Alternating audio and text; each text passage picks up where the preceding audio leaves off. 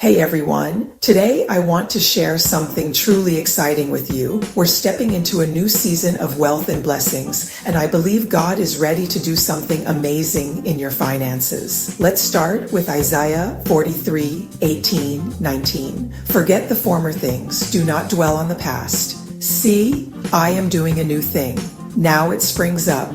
Do you not perceive it? I am making a way in the wilderness and streams in the wasteland. Isn't that incredible? God is making a way in the wilderness of our financial struggles. Sometimes we hold on to past failures or old mindsets that limit us. It's time to release those and step into the new thing God is doing. Remember Deuteronomy 8:17-18. You may say to yourself, my power and the strength of my hands have produced this wealth for me. But remember the Lord your God, for it is He who gives you the ability to produce wealth. God is the source of our blessings. It's not by our might, but by His grace. Trust in Him to lead you into new financial opportunities and abundance.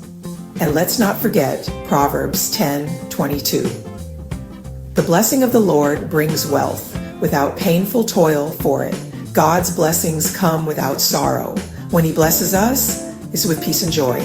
So let's declare today that we're leaving behind old financial struggles and mindsets. Let's embrace the new financial blessings God is preparing for us. Speak life over your finances. Declare that God is making a way in the wilderness and streams are flowing in your wasteland. This is your season of wealth. Thank you for joining me today. Stay blessed and trust that God is doing a new thing in your finances. Until next time, take care and keep the faith.